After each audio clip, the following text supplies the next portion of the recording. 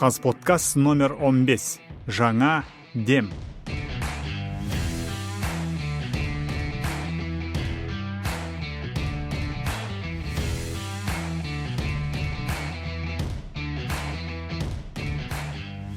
Баршаңызға сәлем.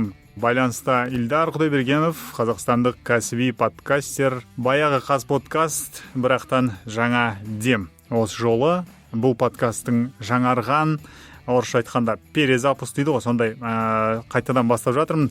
Осы жолы дұрыстап концепциясын жасадым. Бұрынғыдай түсініксіз біресе стрим, біресе әңгіме, біресе интервью, біресе монолог емес. Осы жолы әдемі концепциясы бар, әдемі сценарийі бар, бәрі дұрыс болады.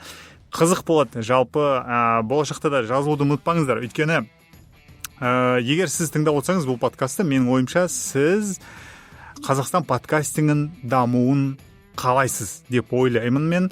Арнайы сондай адамдарға арналған подкаст бұл. Жалпы бұл подкасттың мақсаты Қазақстан подкастингін қорғап, оны дамыту. Осындай үлкен қызық мақсат алдық.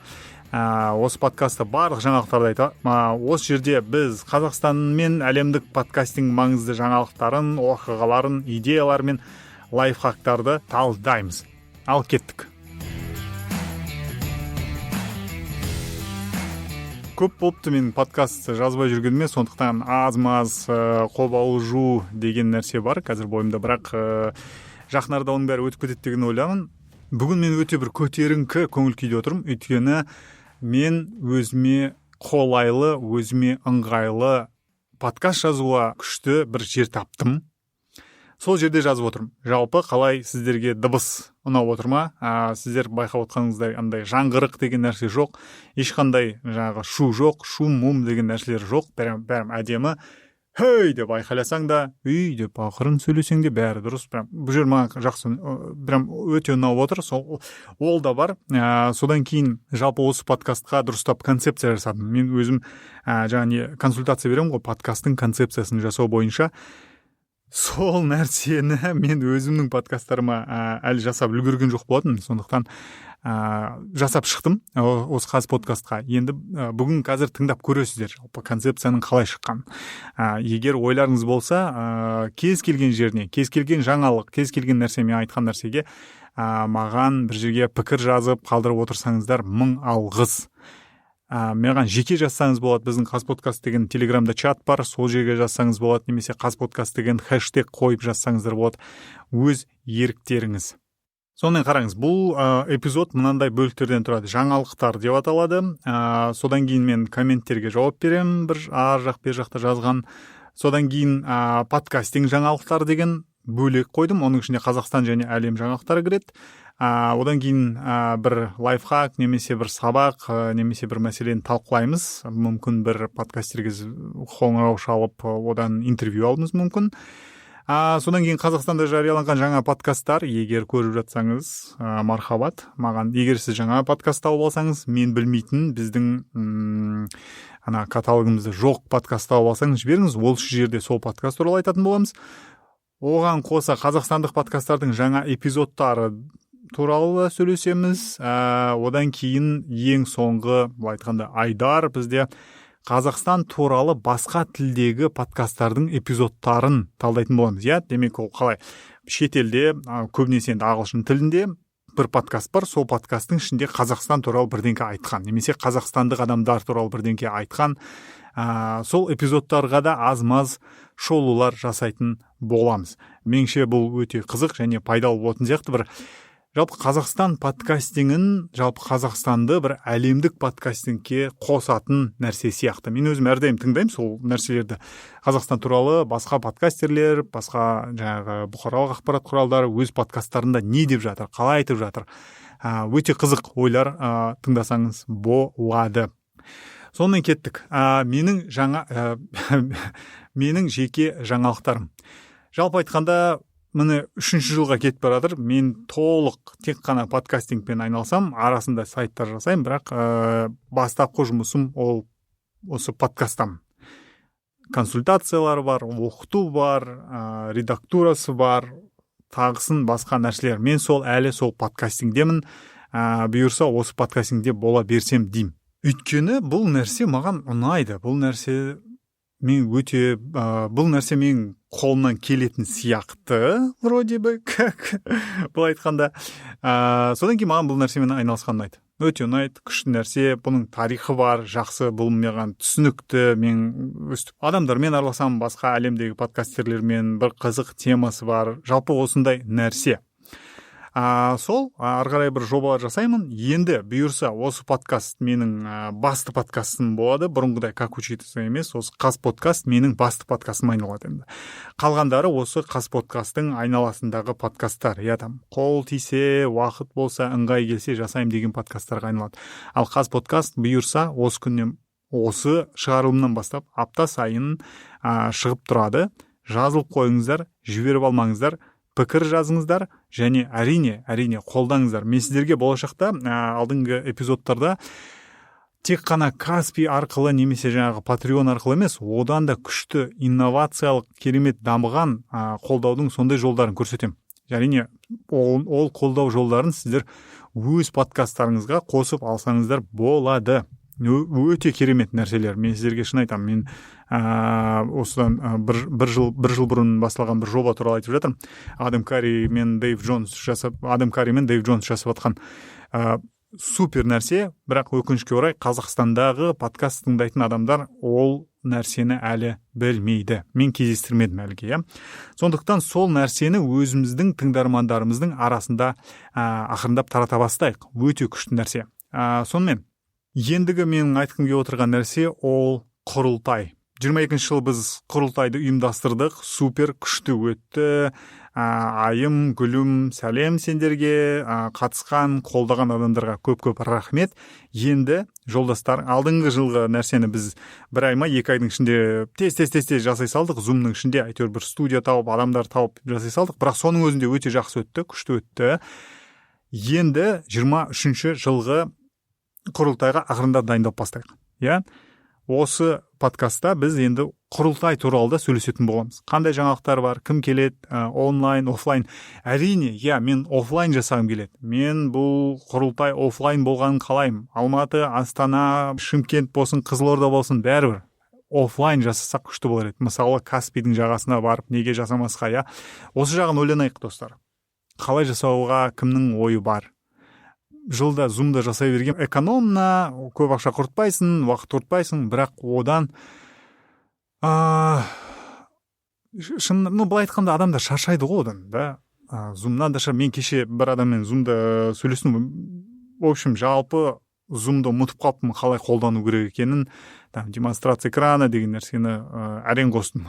Сондықтан осы жолы 23 жылы өтетін Қазақстан подкастерлерінің құрылтайын онлайн емес, офлайн өткізейік. Бір амалын тауып көрейік, соған ұмтылайық, былай айтқан кезде. Жалпы сондай. Идеяларыңыздың кім келсін, қандай форматты өтсін, қандай талқылар өту керек деген нәрсенің бәрін жазыңыздар, талқылайық.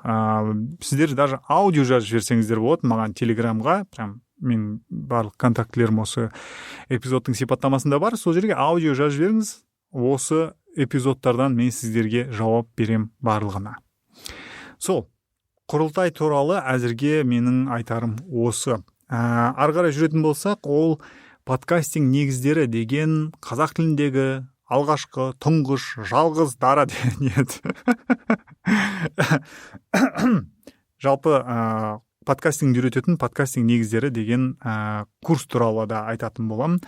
Ол жерде де жаңалықтар бар, күшті жаңалықтар маған ұнайды. Қазіргі түрі, осы курстың қазіргі түрі маған көбірек ұнайды осыған дейінгі нұсқаларына қарағанда. Өйткені қазіргі таңда ол курс статикалық түрге өткен, демек курстарды өту үшін тіркелу керек емес. Кіресіздер, барлық сабақтар ашық, ешқандай тест тапсыру керек емес, барлық ашық. Кіресіз, қай сабақты қалай өткіңіз келеді, өте бересіз. Ешқандай барьер деген ештеңе жоқ. Ол сондай нәрсе. Маған ұнады, сондай жолы, жалпы ол курс тегін болған соң да оған тіркелу не керек деген сондай бір ой келді. Мен бұрын бір ой болған, сондай бір жабық не жасайын ба деген сообщество дейді ондай. бір бірлестік па сондай бір сайтта жазсам деген. Бірақ ондай нәрсе қолдан келмеді ма, или мен бір заттар дұрыс істемедім ба, жалпы сондықтан қазір ол жерде тіркеу жасап тест жасаудың ешқандай бір мән мағына көріп тұрған жоқпын. Иә, сонымен қатар бұл курстың сайтында қосымша беттер қосып қойдым. Ол жаңалықтар, иә, осы курсқа, осы сайтқа байланысты жаңалықтар жарияланатын бет. Содан кейін жол картасы деген нәрсені қостым. Жол картасы деген біздің мемлекет жасап жатқан нәрсе емес. Жол картасы деген road map деген нәрседен шыққан. Ол әлемде стартаптардың ішінде, компаниялардың ішінде ширек таралған нәрсе. Иә, демек ол біз қайда бара жатырмыз, қандай біздің жоспарымыз бар, сол жерде осы жол картасы деген беттен таба аласыздар. Мысалы, ол жерде мен сабақтар, қандай сабақтар пайда болады болашақта, иә, подкаст трейлерін жасау туралы сабақ жасағым келіп жүрмен. Онымен қоса қандай курстар пайда болады осы сайттың ішінде. То есть қазір подкастинг негіздері деген курс бар, онымен қатар тағы қандай курстар пайда болады, иә. RSS деген жалпы не, осы туралы, оны қалай қолданады, тек қана подкастингге қатысты емес, жалпы RSS-тің өзі күшті керемет құрал, соны түсіндіру бойынша курс жасағым келіп жүр. Подкастинг 2.0 деген бағана айтып өткен Адам Кари мен Дэйв Джонстың жасап отырған жобасын талдап түсіндіріп үйрететін курс жасау керек болып отыр. Содан кейін подкаст хостингдер туралы курс жасау керек. Бұл не, қандай хостинг таңдаймыз, оған қалай тіркеледі деген сұрақтың бәріне жауап сол жерде болады. Подкаст қосымшалары деген курс жасағым келіп отыр. Ол жерде мен подкаст тыңдауға арналған қосымшалар туралы айтам. Өйткені адамдар көбінесе жаңағы Apple подкасттан ғана тыңдайды, бірақ сіз мүмкін басқа қосымшалардан тыңдасаңыз білерсіз, Apple подкасттың подкаст деген қосымшасы ол алып баратқан сұмдық күшті ыңғайлы емес. Иә, ол көп таралған, бірақ ыңғайлылығы жағынан одан асып түсетін тегін қосымшалар бар. Солар туралы айтатын болам. Және ол тек қана осы өстіп қана қоймаймыз. Болашақта подкастингге байланысты курстар осы жерде қазақ тілінде тегін осы жерде жарияланатын болады. Содан кейін жалпы деген нәрсе бар. Жалпы бір жоспарларым бар да. Егер керек болса, сондай жасасақ қалай болады деген ойдан шыққан нәрсе ғой. Мысалы, мүмкін бір журналистерге мүмкін бір сондай медиада айналысатын адамға оның подкастингді жақсы білетіні туралы бір сертификат керек болатын болса. Мен ойладым, неге ол адамды арнайы бір тесттен өткізіп, тестті жақсы тапсырса, сертификат ұсынбасқа деп. Мысалы, сондай нәрсемен айналысатын Coursera бар, edX дегендер бар, ол жерде сабақтар, курстар тегін, бірақ егер сертификат алғың келсе, ол ақылы деген сияқты. Көреміз болашақта. Бұл әлі тек қана идея түріндегі бір нәрсе, егер бір дұрыс нәрсе шығатын сияқты болып көрінсе маған, егер мен түсінсем тереңірек, ол нәрсені іске асырамын, иә. Сол курсқа қатысты соңғы жаңалықтарды айтатын болсақ, жаңа айтып өттім, ол статикалық түрге ауысқан. Курсты сол кезде өтіп жатқан адамдардың айтуынша, курс анағұрлым, жалпы курс өту анағұрлым ыңғайлырақ бола түскен, былай айтқанда. Я, маған өзіме прямо өте ұнайды. Таза, ақ, ешқандай артық-мартық ештеңе жоқ, өте әдемі нәрсе жасалған сияқты болып көрінеді. Маған сұмдық бір өзімді бір мақтай берген емес, бірақ жалпы мына нәтижесі, қолдан шыққан нәтиже маған ұнайды деп айтып жатқаным ғой. Сіздерге де ұнайды, сіздерге де ыңғайлырақ бола түсті деген ойдам, иә. Содан кейін мен курсты статикалық түрге өткізіп жатқан кезде бір нәрсені байқадым. Кейбір бөлімдерінде сабақ көп болғанымен нақты бір тақырыптарға байланысты ақпарат аз екен. Соның ішінде сұхбат алу туралы ақпарат өте аз екен, тек 1-2 сабақ қана. Сондықтан сол бөлімді тағы да, мен ол бөлімді бөлек шығардым, сұхбат алу деп. Сондықтан ол жерге тағы да қосымша сабақтар қосу керек екен. Ең бірінші сабақтардың ішіне биыл құрылтайда Тимур Балымбетов сөйледі ғой, соның берген сұхбатын, өзі сұхбат алу туралы сұхбат берді ғой бізге, былай айтқан кезде, иә. Ол мастер-класс жүргізген жоқ, тек сұрақтарға жауап беріп отырды. Сол сұрақ жауабының аудиосын салып қойдым, қосымша бір сабақ ретінде. Жалпы болашақта да интервью, жалпы сұхбат деген күшті нәрсе ол, оның приемдары көп, дайындалу жолдары көп, редактурасы тоже өзінше бір қызық тұрған нәрсе. Соның бәрі туралы сабақтар болашақта қосам деп ойлаймын.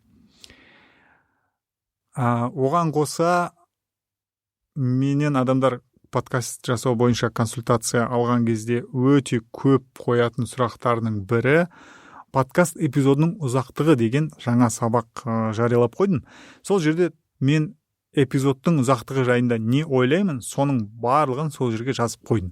Барып тыңдап көрсеңіздер болады. Қысқа нұсқа сабақ, ішінде бәрі түсінікті болады деп ойлаймын. Сол осындай жаңалықтар сайттың жаңалықтар бетінде өтсеңіздер тауып аласыздар. Курстың тарауларының саны қазір көбейді. Бұл жерде қазіргі таңда 9 тарау бар.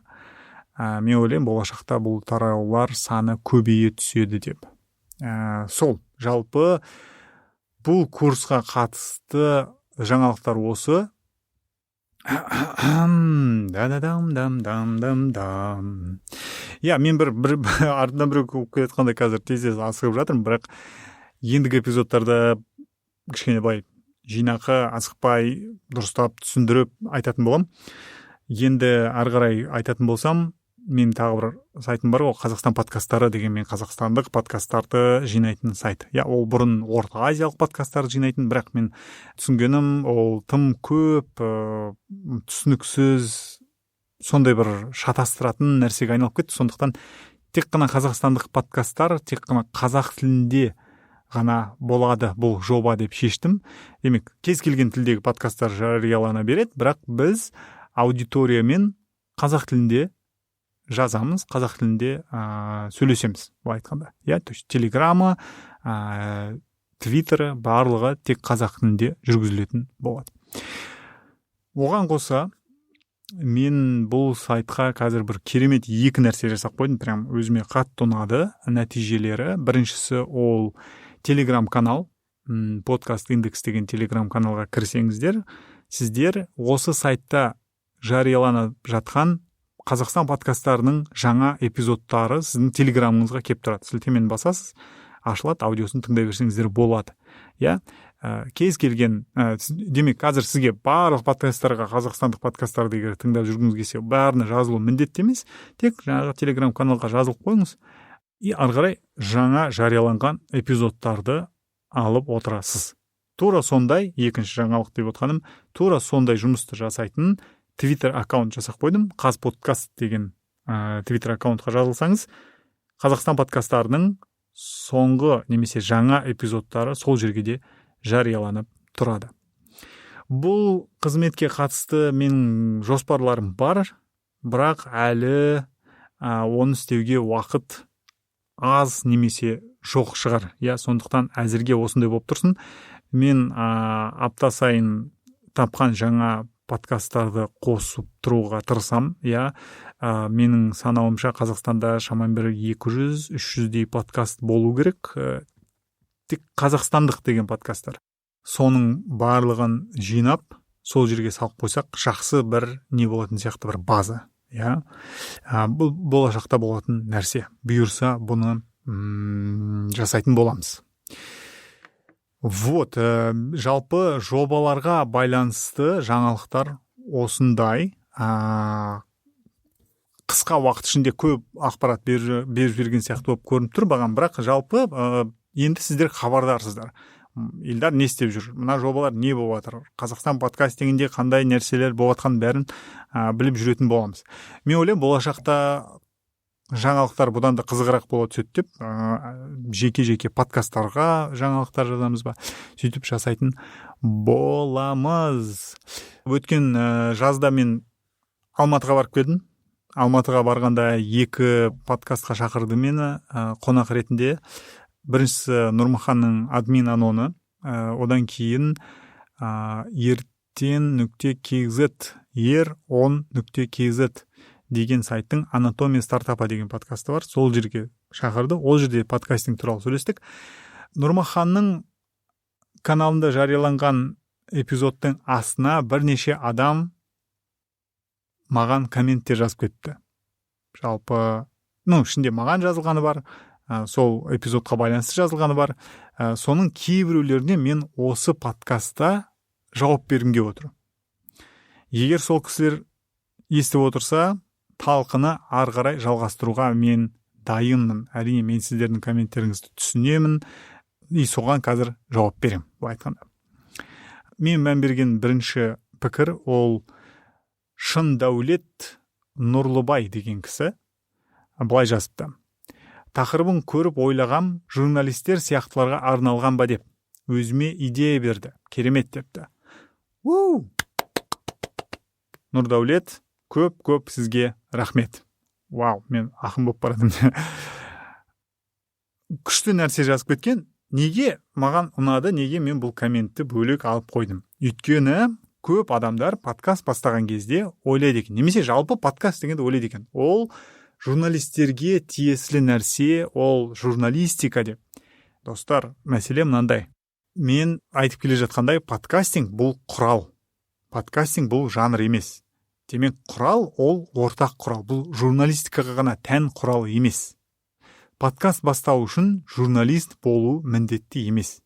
Кез келген адам, кез келген маман, мұғалім, сантехник, шопыр, президент, премьер, кім бар, блогер, мама, ата, барлығы подкаст бастай алады. Подкастинг бұл құрал, бізге берілген құрал. Кезінде Дэйв Виннер жасаған RSS, одан кейін оған қосылған Адам Каридің идеясы жіберу, және оны ашық түрде ортаға салып қойған. Кез келген адам өзінің компьютерінде отырып, блокнотта RSS жасап, өзінің аудиосын соған тіркеп, интернетке салып қоя алады. Ешкімнен рұқсат алу керек емес. Ешкімнен ешқандай бір нәрсе алып, көрсетіп, ештеңке тіркелу де керек емес. RSS-ін жасайсыз, интернетке саласыз, адамдар тыңдайды. Осындай керемет нәрсе. Маған ұнап отыр, Шындәулет Нұрлыбай, сізге біздің эпизод ұнағанына маған өте қатты ұнап отыр. Сізге де көп рахмет. Ары қарай, ендігі пікірді оқитын болсақ, өте ұзақ және мені бір ойландырған пікірлердің бірі. Сондықтан соған өтсек, жазып отырған кісінің есімі Ескендір Бестай деген кісі. Мен ол кісіні жеке танымайды екен, бірақ пікірін былай жазыпты. Кәсіби тақырыптағы эпизод болған екен. Ой, қоса кетсем, подкаст немесе подкаст емес деген қадалатын мәселе емес ау, депті. Емес ау, демек, прям точно емес деп тұрған жоқ. Окей. Бұл технология келіседі. Супер. Артықшылығы көп. Оны айтқандарыңызға көп рахмет. Ескендір, байқағаныңызға, түсінгеніңізге сізге көп рахмет. Бірақ қазір қатып қалған статика жоқ ау десе. Ескендір, бар. Бұл подкастинг туралы ақпарат. Статика бар. Бәрі динамика, тұрақты өзгерісте. Мысалы, ММА басында спорттық шара формат еді, қазір бір түрі. Қолданушылар өздері икемдеп алады. Бұл табиғи құбылысқа қарсы шығу негізсіз сияқты. Одан да подкаст жүргізу бойынша тәжірибелеріңізге фокус қойып, подкастер жасампаз жандардың көбеюіне күш салса тамаша болар еді. Назарыңызға рахмет дейді. Енді дұрыстап жауап берсек.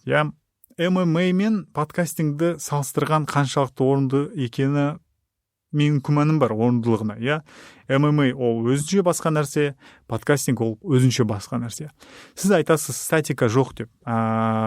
Сізбен келіспеу өте қиын. Бірақ RSS-ке негізделген подкастинг, біз айтып отырған подкастинг, ол өзі статикалық емес. Ол соңғы 2 жылда керемет дамып жатыр. Мен осы эпизодтың сипаттамасына сілтеме қалдырып кетем. Ескендір Бестайға арналған сілтеме деп. Сол жерге кіріп оқып көрерсіз. Ол сайт ағылшын тілінде, ыңғай келсе, транслейттер бар ғой, солардың біреуіне салып оқып көріңіз. RSS-ке негізделген подкастинг қалай дамып жатқан, қалай сіз айтқандай динамикалық түрде дамып жатқан. егер сіз болашақта осы подкастты тыңдап жүретін болсаңыз, мен сол технология туралы ширатып осы жерде айтатын боламын. Сол кезде мен ойлаймын, сіз түсінесіз, подкастинг деген қатып қалған статика емес, подкастинг деген жалпы ол динамикалық нәрселер де бар екенін түсініп отырасыз. Сол, сізге де көп рахмет. Ескендір, болашақта мүмкін кездесіп жатсақ, жеке сөйлесейік, жеке талқылайық. Әрине, егер критика болмаса, ол, мен ойлаймын, адам, маман, жалпы мемлекет, қандай құрылым болмасын, ол стагнацияға ұшырайды. Стагнация ол өкінішке орай өлімге алып келеді, немесе жалпы стагнация жақсы зат емес деген ғой. Сонымен ары қарай жүретін болсақ, үшінші бір пікірді алдым. Ол да оңай нәрсе емес. Ол жерде жақсы аргумент келтірілген, бірақ кей жерлерін кішкене шатастырған сияқты болып көрінді маған. Мен қазір жауап беріп көрейін, бірінші пікірді оқып алған соң. Ереке Мылтықанович деген кісі жазыпты. Елдардікі дұрыс емес депті, ол сразу айтыпты. Короче, сен әңгіме айтпа деген сияқты да. Окей, елдардікі дұрыс емес. Қатып қалған дүние жоқ. Мына кісімен Ескендірдің пікіріме құсас нәрсе екен, иә. Әркім өзіне ыңғайлы керек қылып жасап өңдеп алады. Ереке, егер сіз барып ертең өзіңіздің тоңазытқышыңызды ашып, ішінде тұрған алманы ұстап, мынау подкаст десеңіз, ол өз еркіңіз. Сіз кез келген нәрсені, кез келген құбылысты подкаст деп атай аласыз. Оған ешкім сізге заң жүзінде тыйым сала алмайды. Бірақ сіз қандай нәрсені подкаст деп атай алсаңыз да, ол нәрсе негізінде подкаст деген сөз емес. Подкасттың өзінің дефинициясы бар. Ол түсінікті, ол айқын, ол дәлелденген нәрсе, жұмыс жасап тұрған нәрсе, 20 жылдан астам тарихы бар нәрсе. Сондықтан сіз қай нәрсені подкаст деп атағыңыз келеді, атаңыз, бірақ ол нәрсенің негізінде подкаст емес екенін дефинициясына, подкастингнің дефинициясына қарап өзіңіз шешерсіз. Сонымен Ереке ары қарай жазады. Кино пленкада шығып бастады дейді. Қазір цифрлық форматта. Міндетті емес, қазір де пленкада түсіреді, окей. Это так, неважно. Сен кино болып аталу үшін пленкаға жаз, сосын цифрлық форматта жазасың дегендей болып тұр дейді. Жасай берсін, көп болсын подкаст, жақсысы, мықтысы өзін орнын табады дейді. Супер. Қазіргі кездегі өте бір қиын нәрсе, адекват нәрсемен түсініксіз жақтары шатасып кетеді да, соның ішін ашып жік-жігін бүйтіп ажырату қиын. Бір мысал келтіріп кетейін, жаңағы Яндексті алатын болсақ, Яндекс алады да, кәдімгі RSS арқылы таралатын подкаст жасайды. Оның жанына эксклюзивті тырнақша қалғанда подкасттарды салып қояды, сол кезде адамдар шатасады.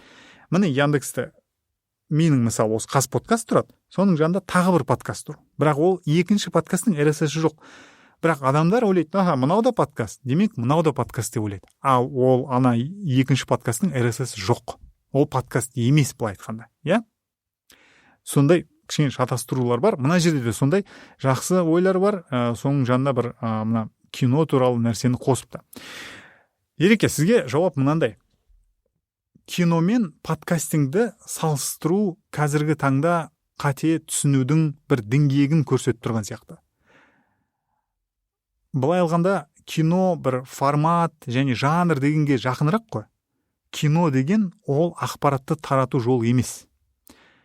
Подкастинг болса ол осы киноны тарататын, осы киноны таратуға арналған нәрсе.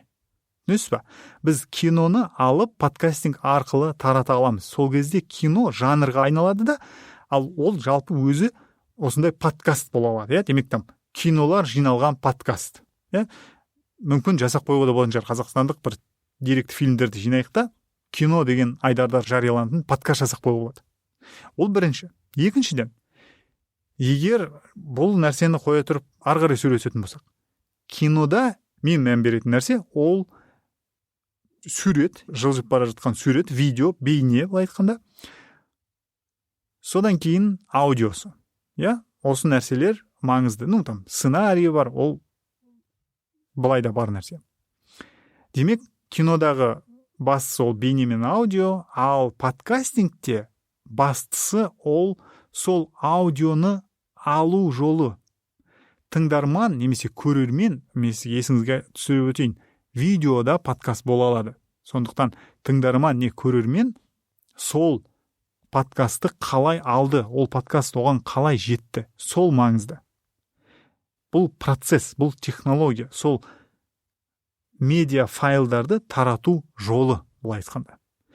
Егер подкаст деп аталатын аудио немесе бейне жинағы RSS арқылы таралмаса, ол подкаст емес. Өкінішке орай. Ереке Мылтыққанович, егер менің жауабым сізге ұнамаса, ренжімеңіз, бірақ шыны осылай. Бұл нәрсе зерттелген, бұл нәрсені ойлап тапқан адамдармен байланыстамыз, сөйлесіп, кәдімгі талқылап, дұрыстап, негізі бір шын ниетпен дұрыстап кезінде ізденіп келіп отырған нәтиже. Бұл біз жай ғана отырып, мынандай деп айта салған жоқпыз. Ең басында подкастингпен айналысып бастағанда мен де түсінбейтін, не бұл, қалай бұл. Мысалы, Қайыржан бар, Find Your Beat'ің жүргізушісі. Сонымен кездескен кезде менен сұраған, мысалы, біз подкаст жасаймыз, бізде интервью, біз подкастеріміз деп атаймыз. Ол сұрайды, ал неге Познер подкастер емес деп. Сондай бізде шатасулықтар болған. Сондай, енді осы іспен жалпы айналсам деп келгендіктен мен ойладым, мен бұл нәрсенің басын, жік-жігін дұрыстап шешіп алуым керек деп. Содан іздене бастадым. Мен ұзақ іздендім. 2-3 түрін жаздым, дефинициялардың. Веб-архив деген бар. Сол жерден кіріп таптым. Дэйв Виннердің scripting.com деген блогы бар. Сол жерде ақтардым. Ол жерде өтірік айтпасам 90-шы жылдардағы, 95-ші жылдардағы жазылған блог посттар сақталған. Сол жерде жазылған посттарды алып оқыдым. Бірталай жұмыс жасадық негізі. Біз жайдан жай ғана бұл технология деп айтып отқан жоқпыз. Біз іздендік, біз дәлелдерін таптық. Сондықтан сіздің кеп, ондай нәрсе жоқ, бұл мынандай болса былай ғой деп айта салғаныңыз қаншалықты орынды екені ол туралы әрине ойлану керек. Жалпы алғанда, жаңағыда айтып өткендей, егер осындай критикалық пікірлер болмаса, біз алға қарай жылжымас педік, жүрмес педік. Сондықтан пікір жазғандарыңызға көп-көп рахмет. Ары қарай жазып жүріңіздер. Егер маған жекеме жазатын болсаңыздар, жазыңыздар, аудио қылып жазыңыздар, талқылайық, ары қарай дискуссия осыдан тоқтап қалмасын. Сұрақтарыңыз болса қойыңыздар. Осындай критикалық пікірлерге жауап беру арқылы біздің подкастингке қатысты біліміміз арта түседі. Біз подкастингті тереңірек түсіне бастаймыз. Сондықтан жазыңыздар. Жауап берейік, араласайық. Тек қана мынандай стагнация болып қалмайық, былай айтқанда. Ары қарай қазақстандық жаңа подкасттар туралы айтып өтейін. Бір ауыз сөз. YouTube'да бағана айтып өткен Тимур Балымбетовтың каналы бар. Тура сол айтылады. Сол Тимурға, Тимур кезінде, сол Тимурмен кездескен кезде мен оған ұсыныс жасағам, давай сенің YouTube'да подкаст деп аталатын нәрсеңді подкаст қылайық, дистрибуция жасайық, Apple'ға, Google'ға, Яндекске жариялайық деп ұсыныс айтқанмын. Алдыңғы күні маған байланысқа шықты. Сонымен бүгін Тимурдың сайты жасалды, balumbetov.com деп кірсеңіздер, Тимурдың подкастына жазыла аласыздар. Көптеген интервьюлер, неше түрлі талқылаулар, ішінде Нұрғисадан алған сұхбат ұнады. Қазіргі таңда Қазақстан подкасттары деген қызметте бізде подкасттар көп емес. Бұйырса ең құрмағанда 50-ге жеткізген кезде мен сіздерге жалпы жаңа эпизодтары туралы сондай жақсы ақпарат беріп отыратын болам. Қазіргі таңда ол жерде 10 подкастқа жиналған, сондықтан қаншалықты орынды жаңа жарияланған подкасттардың эпизодтар санын немесе атауларын айтып отырған білмедім, сондықтан ендігі эпизодтарға қалтыра берейік. Ал қазір мен сіздермен бөліскім келіп отырған нәрсе ол Қазақстан туралы айтқан ағылшын тілді подкасттардың эпизодтары. Көбінесе бұндай эпизодтарда айтылатын несі, көбінесе жаңалықтарда Қазақстан туралы Қазақстанда болып жатқан, Қазақстанға қатысты оқиғалар болған кезде соны жаңалықтық подкасттарда айтады. Соның бірі осы міне Heart of the Wire деген подкаст, Lee Enterprises деген кісілер жасайды екен. Ол жерде бұл кісілер ресейліктердің Қазақстанға кеткені туралы айтқан екен. Officials say about 98,000 Russians have crossed into Kazakhstan in the weeks Kazakhstan? Kazakhstanға қош келдіңіздер. Kazakhstan. to Kazakhstan in the weeks since President Vladimir Putin announced a partial mobilization of reservists to fight in Ukraine. Kazakhstan and Georgia, both once part of the Soviet Union, appeared to be the most popular destinations for those traveling by land. Stocks are lower at the closing bell. This is AP News. Рахмет.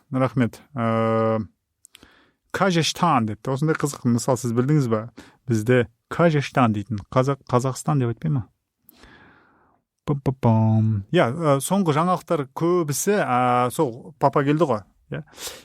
Папа келді, сол папа туралы көп айтқан, бірақ ол жерде Қазақстан туралы айтылмағанның жанында. Тек Қазақстанға келді деген, бірақ ол жерде ол кісілердің ойы мынаған кетеді. Папа католик діні көп тарамаған мемлекеттерге барып бастады, не үшін барады деген сияқты, бұл жерде жағдай қалай екен деген сияқты. Демек ол тура Қазақстан туралы ақпарат емес, жалпы католик діні қатты дамыған елдерге қатысты нәрсеген ғой. Сонымен қатар бұл жерде жаңағы не туралы айтылады? Кім келіп кетті ғой? Си Цзиньпин келіп кетті ғой бізде. Сол не үшін келді, қалай келді деген сияқты разбор жасаған подкасттар бар. Бұл эпизодтарға сілтемесі осы эпизодтың сипаттамасында болады. Сол жерде Қазақстандағы Kazakh Ambassador highlights significance of President Xi's visit деген эпизод бар. Ол жерде Қазақстанның Қытайдағы елшісі мына эпизодтың сипаттамасында ол кісінің атын жазбапты. Мен қазір Google-дан сұрап отырмын. Сонымен тауып алдық. Ол кісінің есімі Ғабит Қойшыбаев екен. Ғабит Қойшыбаев 19 жылы осы лауазымда отырған екен. Сол кісінің сөзін тыңдасаңыз болады. The Beijing Hour деген подкаст, менің ойымша бұл бір радионың ішіндегі бір сағаттық бағдарлама деймін шамасы. Сол бағдарламаның ішінде Қытай еліндегі Қазақстан елшісі сөйлейді. Тыңдап көрерсіздер. Қызық нәрсе. The Kazakh ambassador says the visit takes place just before the 20th National Congress of the Communist Party of China and the presidential elections in Kazakhstan. Мы готовим пакет документов, которые... Бұл болашақта мына эпизодты жинап отырған елдердің хабарламасы. Мен мән бермедім, мына кісі неге орысша сөйлеп отыр, неге қазақша сөйлемеген, немесе неге ағылшын тілінде жауап бермеген деген сұрақ бар. Өте қызық нәрсе екен. Соңғы болып жатқан жағдайларға байланысты осындай сұрақтар қайдан екені белгісіз, әйтеуір бір жерден шығып жатыр. Біздің елшілер басқа елге сұхбат берген кезде немесе қазақша сөйлесін, немесе сол ел қай тілде сұрақ қойды, сол тілде жауап беру керек сияқты меніңше. Хорошо, кеттік ары қарай. Мы готовим пакет документов, которые планируем подписать в ходе предстоящего визита. We are preparing a series of documents to be signed during the visit. The most important political document will be a joint statement which will summarize the achievements of 30 years of Sino-Kazakh relations and outline the guidelines for a new phase of development of bilateral ties in the next 30 years. We will also step up consultations on plans to be completed over the next few years. He says the two countries will outline the specific directions for achieving economic and trade cooperation. Ең бір қызық нәрсе мен тауып алған Қазақстан астанасының қайтадан Астана болғаны туралы да кейбір жерлерде айтқан, қысқа да нұсқа айтып өткен, ұзақ емес. Simple English News Daily деген подкаст. Kazakhstan's capital city has been renamed Astana after being called Nur-Sultan for the past 3 years. Astana was renamed Nur-Sultan in honor of former President Nursultan Nazarbayev by the current president Kasim Tokayev. However, yesterday, Tokayev agreed to a proposal by parliament to change the name back to Astana.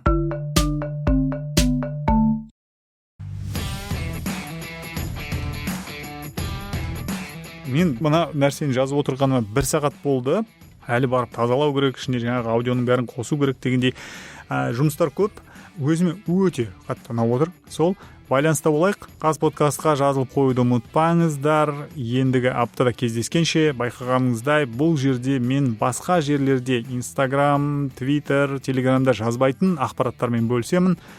Осындай ақпарат егер сізге қызық болса, егер сізге керек десеңіз, келіңіз, тыңдаңыз. Сіздермен болған Ильдар Құдайбергенов. Келесі естіскенше күн жақсы. Сау.